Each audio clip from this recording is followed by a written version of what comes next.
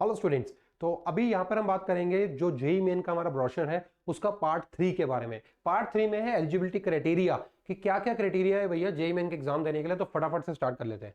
Eligibility criteria अगर मैं JEE main की बात करूं तो यहां पर ये बताया गया है कि एज लिमिट तो कोई भी नहीं है, there is no age limit as such, but the students who have passed the class 12th or equivalent examination in 2019, 2020 और appearing in 2021, मतलब 2021 में जो बोर्ड्स देना है, जो 2021 में बोर्ड एग्जाम दे रहे हैं वो अपीयर हो सकते हैं, उससे पहले वाले और उससे पहले वाले 2019, 20 और 21, मतलब 3 साल कॉन्जिक्यूटिवली।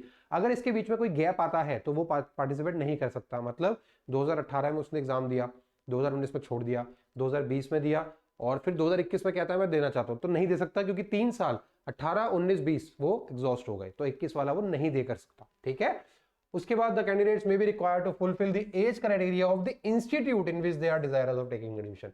ये कह रहा है कि जेई मेन के लिए तो भैया कोई लिमिट नहीं है, बट अगर कोई ऐसा इंस्टीट्यूट होता है जहां पे कोई एज लिमिट होती है तो भैया वहां पे जब आप एडमिशन लेंगे तो वहां पे आपको वो फुलफिल करने की रिक्वायरमेंट हो सकती है। ठीक है।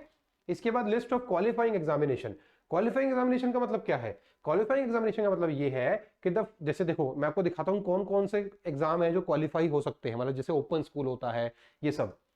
तो देखो सबसे पहला the final examination of the 12th, जो ऑब्वियसली सीबीएसई कराता है, मतलब सीबीएसई या स्टेट बोर्ड होता है, वो यहाँ पर बताया गया है। ठीक है। और आईएससी बताया गया, Indian school certificate examination New Delhi. इसके बाद इंटरमीडिएट और 2 year pre university examination conducted by recognised board और यूनिवर्सिटी। ये एग्जाम अगर बच्चे आपने दिया हुआ है तो आप क्वालिफाइंग एग्जाम देने के लिए।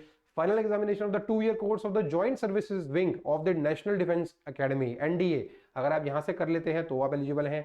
एसएस सीनियर सेकेंडरी स्कूल, जो ऑब्वियसली जो एनआईओएस मैंने बताया आपको कि जो national institute of open learning है, अगर आप यहां से करते हैं स्कूलिंग से तो मिनिमम 5 सब्जेक्ट आपके होने चाहिए। कितने होने चाहिए? Minimum of 5 subjects. ठीक है।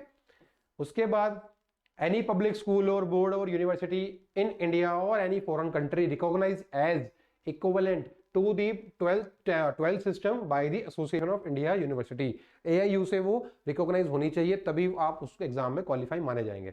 हायर सेकेंडरी सर्टिफिकेट हो गया वोकेशनल के लिए। डिप्लोमा के लिए अगर आप होता है, अगर आपके पास डिप्लोमा है तो भी ये पॉसिबल है। General certificate education GSC examination, चाहे वो लंदन हो, कैम्ब्रिज हो या श्रीलंका हो, एट दी एडवांस लेवल, ये भी क्वालिफाई माना जाएगा। ठीक है। अगर आपने यहाँ से हाई स्कूल किया हुआ है कैम्ब्रिज यूनिवर्सिटी से तो ये भी आपका एलिजिबल है। यहाँ पर ये पूरी इंफॉर्मेशन यहाँ पे दी हुई है। इसके बाद कौन सा अपीयरेंस यहां पे माना जाएगा क्वालिफाइंग एग्जाम के लिए, मतलब इस साल जो एग्जाम है वो कौन सा माना जाएगा। तो देखो only those candidate who have pass class 12th और इक्विवेलेंट एग्जामिनेशन इन 2019, 20, 21, मतलब 2021 में जेई मेंस है, इससे पहले वाले 2 साल 2020 और 2019, अगर आप इन तीनों एग्जाम्स में 12th एग्जाम पास कर रहे हैं या कर चुके हैं तभी आप एलिजिबल हैं, वरना इससे पहले वाले बच्चे एलिजिबल नहीं है। क्लियर हो गया आप लोगों को? बहुत ही क्लियर सिंपल सा फंडा है यहाँ पे। कैंडिडेट हु पास्ड इन 2018 और before as well as those who will prepare in such examination in 2022 और लेटर आर नॉट एलिजिबल। बहुत सिंपल सी बात है, 2022 वाले बच्चे तो भी 11th में होंगे तो वो नहीं देंगे, या 12th में होंगे वो नहीं देंगे। ठीक है। फिर यहाँ पर ये कह रहा है कि candidates must not note that the IIT permits only 2 attempts. जैसे जेई मेन के 3 साल का अटेम्प्ट होता है लगातार, वैसे ही जेई एडवांस का 2 साल का अटेम्प्ट होता है, मतलब आप सिर्फ 2 साल दे सकते हो उसको जेई एडवांस को। That is a candidate should have appeared for the class 12th examination for the first time in either 2020 और 2021। बहुत सिंपल सी बात है भैया, बहुत सिंपल सी बात है। ये जो ब्रोशर है ये इससे पहले जो ब्रोशर था उसमें चेंज था। ठीक है, आपको याद होगा। तो अगर तो आपने 2020 में एग्जाम दिया है, किसका एग्जाम दिया भैया? 12th का। अगर आपने 2020 में 12th का या फिर कोई भी इक्विवेलेंट एग्जाम जो मैंने अभी बताए बड़े सारे, या फिर 2021 में दे रहे हैं, ठीक है, वो स्टूडेंट जो है यहां पर आईआईटी में एडमिशन ले पाएंगे। क्या बोल रहा है ये? The candidate must note that the IIT permit only 2 attempts. A candidate should have appeared for the class 12th examination for the first time in either 2020 और 2021। ठीक है। और इसके अलावा पहले अगर कहीं आईआईटी में एडमिशन ले रखा है तो भैया पॉसिबल नहीं है वो। ठीक है, तो 2020 और 2021 वाले बच्चे ही दे सकते हैं। एक स्टेट ऑफ एलिजिबिलिटी की बात कर लेते हैं। स्टेट ऑफ एलिजिबिलिटी का मतलब क्या होता है कि भैया आप किस स्टेट से हैं, उसकी क्या एलिजिबिलिटी है वो यहाँ पर बताई जाती है।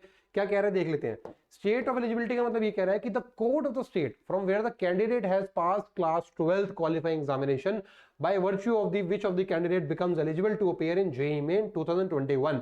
ये कह रहा है कि बहुत जरूरी है कि आप अपना स्टेट कोड वहां पर मेंशन करें।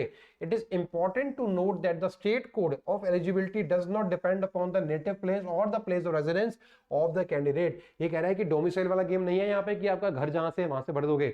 वो कह रहा है कि जहां से आपने स्कूलिंग करी है। देखो for example if a candidate appears for the class 12th examination in new Delhi and is a resident of Noida, Uttar Pradesh, the candidate state code of eligibility will that of the Delhi and not that of UP। मतलब वो ये कह रहा है कि अगर आपने class 12 Delhi से करी है और घर आपका है यूपी से, तो कहाँ की एलिजिबिलिटी मानी जाएगी? दिल्ली की। तो ये मेक श्योर बहुत बच्चे गलतियां करते हैं, भर भर के गलतियां करते हैं। हर साल हमारे पास बहुत सारे बच्चे आते हैं, सर ये गलती होगी अब क्या करें। तो भैया स्टेट कोड ऑफ एलिजिबिलिटी इसीलिए इंपॉर्टेंट है कि आप इसको ढंग से फिल करें। क्या कह रहा है? If a candidate has pass class 12th और qualifying examination from one state but appeared for improvement for another state. जैसे क्या होता है बच्चे दिल्ली से कर लेते हैं, फिर इंप्रूवमेंट के लिए यूपी का फॉर्म भरते हैं। तो वहां पर क्या कह रहा है? The candidate state code of eligibility will be from where the candidate first pass the class 12। पहले जहां से क्लास 12 करी थी वो माना जाएगा, ठीक है। And not the state from where the candidate has appeared for improvement. मतलब इंप्रूवमेंट वाला जो स्टेट है ना वो नहीं माना जाएगा। याद रखना ये बात। कई बच्चे ऐसे सोचते हैं कि यार यहाँ से फायदा मिलेगा तो यहाँ चले जाते हैं, तो भैया एलिजिबिलिटी भी चली जाएगी।